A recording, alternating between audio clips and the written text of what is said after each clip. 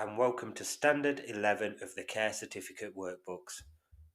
My name is Daniel Dutton and I run the website dsdweb.co.uk, which provides free help, guidance and support for people that are studying for care qualifications.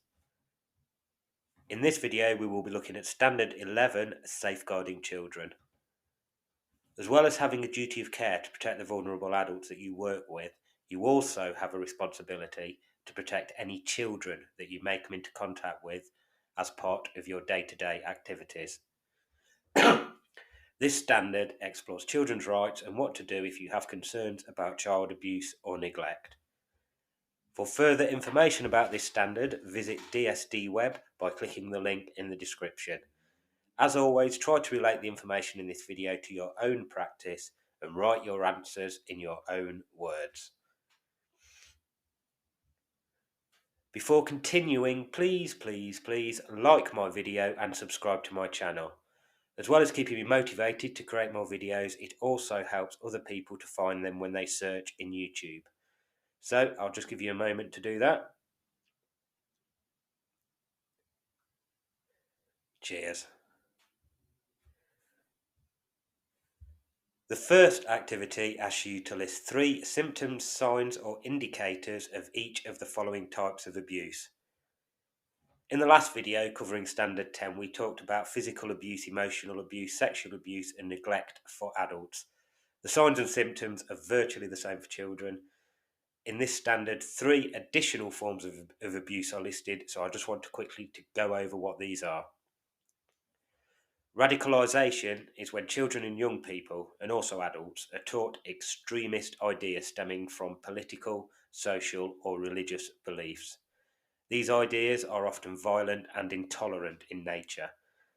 Typical signs could be reading extremist literature, changes in behaviour, having a new circle of friends, or using extremist language. Child trafficking is closely related to modern slavery that we talked about in the previous video. Children are tricked, forced or persuaded to leave their homes and then transported to be exploited, forced to work or sold. Signs could include being reluctant or unable to share details about where they live, the presence of a domineering adult at all times, or speaking little to no English. Female genital mutilation is a form of abuse whereby a girl's clitoris or labia is removed or disfigured for non-medical reasons. Some indicators of FGM include severe pain and bleeding in the genital areas, extended holidays for the procedure to be carried out abroad, infections, urinary problems, and menstrual problems. Activity 11.2 Part 1 asks you to identify 4 potential influences that a parent or carer's physical and mental health could have on a child's well-being. You are given the example that it could increase their vulnerability. Other examples include the parent or carer may find it difficult to form a bond with the child's development may be delayed, the parent or carer may be physically unable to perform parenting tasks such as dressing or bathing, the parent or carer's mental health may make it difficult for them to cope with taking their child to appointments or to school. Part 2 of Activity 11.2 asks you to explain how domestic violence may impact the well-being of a child. Experiencing domestic violence can have a negative influence on a child or young person's well-being because it can make them feel helpless and unsafe. It can also lead to feelings of guilt. There is evidence to suggest that exposure to domestic violence can be a risk to a child's emotional, physical and social development. It can impair brain development in babies, and there is a high risk that domestic violence that is originally targeted at an adult can shift to the child. The next activity asks you to choose 3 legal rights that a child has and how to work in a way that respects each of these rights. The Human Rights Act 1998 contains a list of freedoms or liberties that every UK citizen is legally entitled to, including children. In addition, the United Nations Convention on the Rights of the Child, UNCRC, sets out the rights of all children in international law.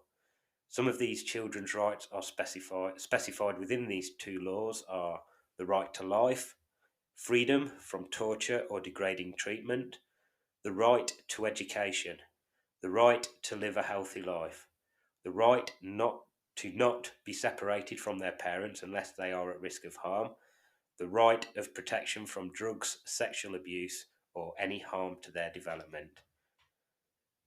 So, to answer this question, you should research those pieces of legislation and choose 3 children's rights, and then explain how you would respect these rights in your daily practice. For example, you could choose freedom from torture and degrading treatment, ensure that training is up to date regarding spotting the signs of abuse or neglect in children and know how to report concerns. Or the right to education, ensure parents and carers understand the importance of education and that it is their responsibility to ensure their child attends school.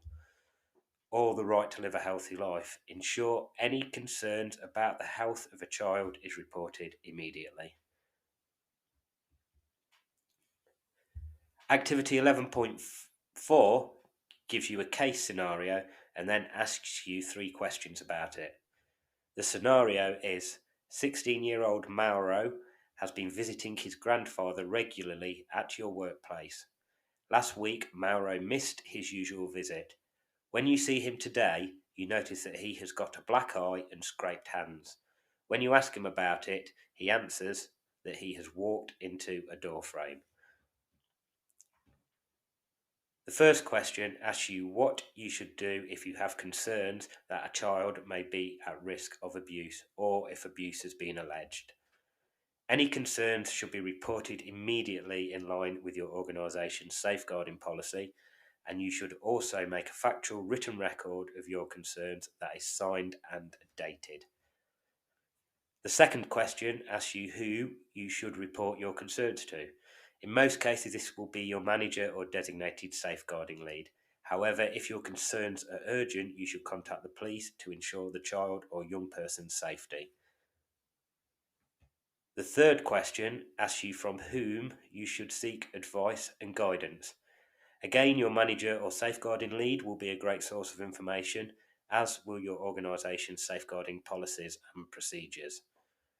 Your co-workers, especially those that are experienced, may be able to offer guidance, as well as the child's parent or carer, the local authority, and charities such as the NSPCC.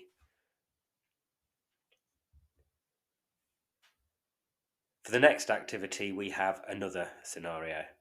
12-year-old Sarah is very interested in new technologies and uses her laptop and smartphone frequently for research, as well as keeping in touch with friends by posting pictures and daily thoughts on social network sites and using chat rooms to make new friends. You are then asked to identify 5 risks to safety that Sarah may be exposed to from the use of the internet and social networks.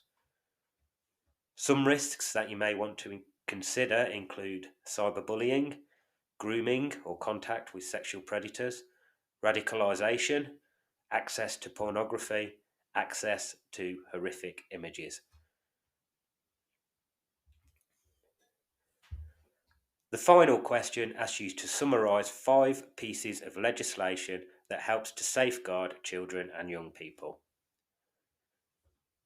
The Children Act 1989 was designed to protect the welfare of children that are at risk or in need of services, and explains what you should do if you have such concerns. The Children Act 2004 legislated for the Common Assessments Framework, which places the responsibility on local authorities and their partners to collaborate and create joint plans in partnership with children, young people and their parents. The Sexual Offences Act 2003 states what is considered a sexual offence against adults under 16s and under 13s and sets the age of consent at 16. It also legislates for the Sex Offenders Register and civil protective orders. The Care Act 2014 puts the onus on local authorities to assess the needs of individuals that require care, as well as ensuring that the needs of the person that cares for that individual is included in the assessment. Although it is designed for adults that require care, it acknowledges that many children and young people care for their parents and so ensure that their needs are also assessed. Finally, the Children and Families Act 2014 provides young carers with the same help and support as adult carers, which means having their needs assessed and receiving help and support from the local authority. And that's all for Standard 11. Thank you for watching, and I hope you found this video useful. If you require any additional help or want to send feedback about this video, please feel free to use the comment section below or visit my website dsdweb.co.uk, where you will be able to find my contact details. The link in the description will take you to more detailed information for this standard. And if you've not already done so, please click the like and subscribe buttons below. Until next time, goodbye.